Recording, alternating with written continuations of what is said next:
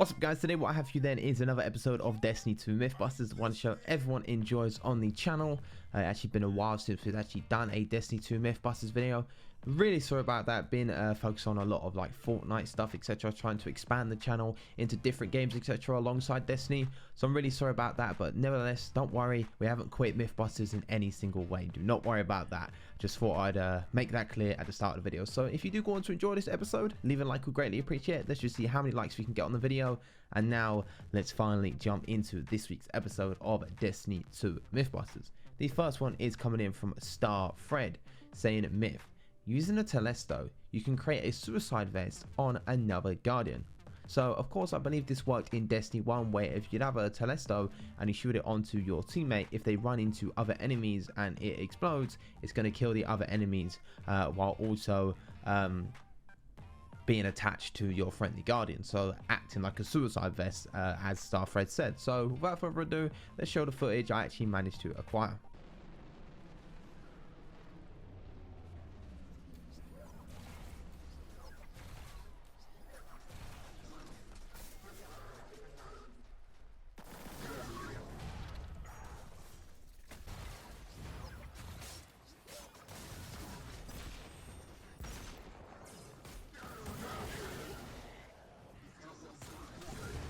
As you can see from that then, my friend Troy shot the Telesto onto Iron Nebula. Iron Nebula ran to the enemies, and what do you know, it worked. It killed the enemies off while being attached to my friends.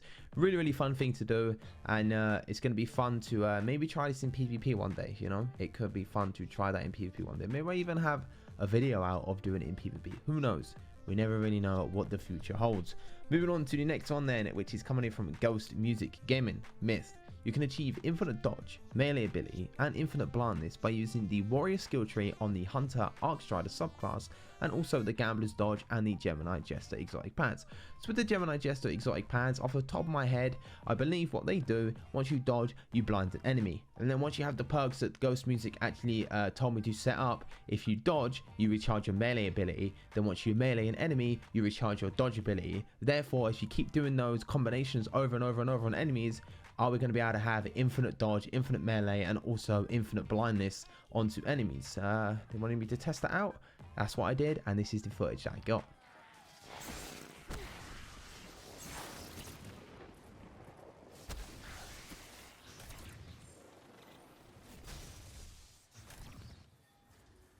Guardian down.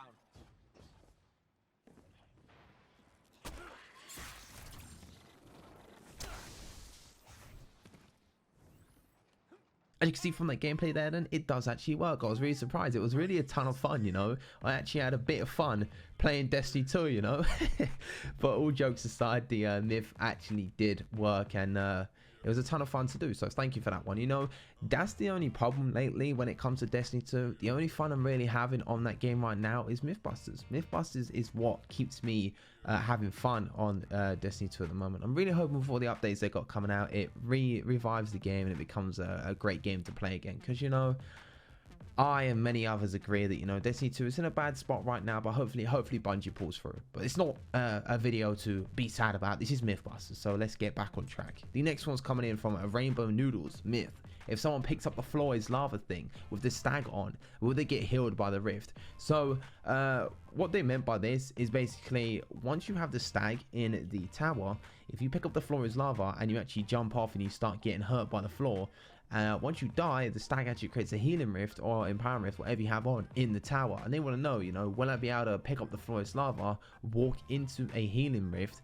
in the tower, and be able to basically out heal it and stay alive with the Flawless Lava? So the way I did this then, I had the stag on. Iron Nebula was the test subject, so to speak. I jumped off with the Flawless Lava, my healing rift spawned, and then he jumped into the healing rift while he had Flawless Lava on, and we saw if he could out heal the Flores lava damage in a tower. So without further ado, let's show the footage that we managed to get.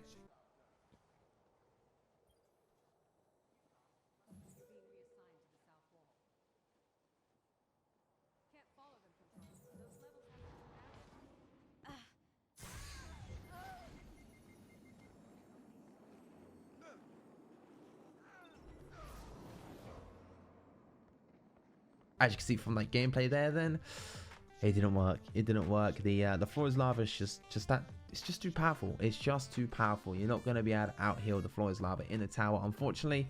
But you know, nevertheless, it got tested and we got our answer. Moving on to the next one then, which is coming in from Ted Derpy Piggy. Myth: if you use a golden gun and then step into an empowering rift, will you do more damage? Using a Celestial Nighthawk will make you do even more. So we actually skipped over the part of not using Celestial Nighthawk, because if we test it with Celestial Nighthawk on and get the numbers, we'll know if it will work with normal golden gun or not. So we just did it straight with Celestial Nighthawk to show you, and this is the footage that I got.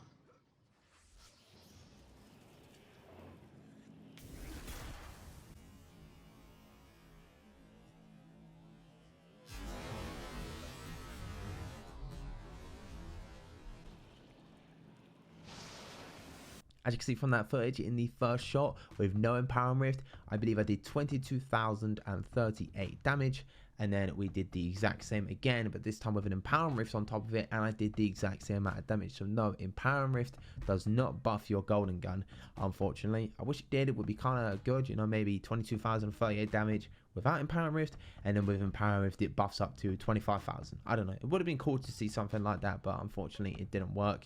If we move on to the next one then, which is coming in from pro_gamer TM. Myth: if you go invisible with Graviton Forfeit and then tick off, we still have the longer invisibility. So, you know, with Graviton Forfeit, any type of invisibility that you can do, or even using a Rat King or anything like that, the Graviton Forfeit is going to actually make that invisibility effect last that little bit longer. I believe it's around 6 seconds. And they want to know, if I actually do the invisibility effect and then take the Graviton Forfeit while I'm invisible, will it actually give me that longer invisibility still, or will it just take it away from me straight away? So without further ado, let's show the footage that we got. Full confidence in you. Never. We took out their drill. They're on the run. As effective as ever, I see. Good work.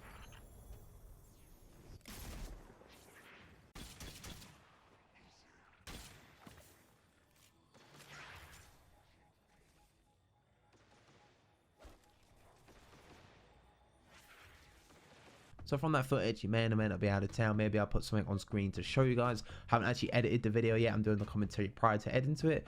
But from me watching the footage, etc., I found out that it didn't change the effect whatsoever. It might have looked like it. It did look like it to me at first, but after reviewing the footage and counting the seconds, etc., both times were 6 seconds with the Graviton Forfeit on, and then of course with me taking the Graviton Forfeit off, they were both at 6 seconds. So yes, you still do have the longer invisibility even if you do take off the Graviton Forfeit. I don't know how this would benefit you in any way playing the game, but you know, it's something that Pro Gamer wanted to see, and that's what we tested. We have a last and final one here then. I wouldn't really call this a proper myth, but it's a question to you guys then. So alongside your comments for the next episode of Mythbusters, so of course you guys are going to comment myths for the next episode. Alongside that, Game Titan 74 wants to know, myth: will Destiny ever recover? So what do you guys think? I think personally, if Bungie goes down the right track and they keep being transparent with us, showing us their progress, what they're doing, etc., I think Destiny 2 can become a good game. But let me know in the comment section what your guys' thought is as well in the comment section. If I said comment section twice, didn't I? But let me know in the comment section. I just said again, if you think Destiny 2 will ever recover and become a great game, and also comment down below your myths for the next week's episode of Destiny 2 Mythbusters. So I hope you have enjoyed. Of course, they're getting as the weeks go on, etc., and we do more and more Mythbusters and PvE, we start to run out of really amazing ones, because we started those towards the start. Of course, sometimes here and there we'll get an absolutely amazing myth commented, but most of the time they're kind of average myths at the moment. And I did expect that when it came to PvE, but of course private matches are like a month away now or whatever. They said they'll be coming out in spring, so they can't be too long away. And hopefully in private matches we can bring back that old classic of Mythbusters in the old Destiny 1 days when we did them in private matches a lot, and hopefully it's a ton of fun to do them in Destiny 2 private matches. So hopefully you guys can stick around on the channel till then, but of course until then we'll just keep doing PvE Mythbusters. So I hope you have enjoyed. If you have, leave a like, that'd be greatly appreciated. Subscribe to the channel if you are new around here. A ton of stuff on the channel. We've got Mythbusters on games, we've got other gameplay types videos, you know, moments, etc. You know, if you want to subscribe, feel free. And also yeah, that is the end of the video. Comment down below your miss for next week's episode. Let me know if you think Destiny 2 will ever recover, and I will see you guys on the next video.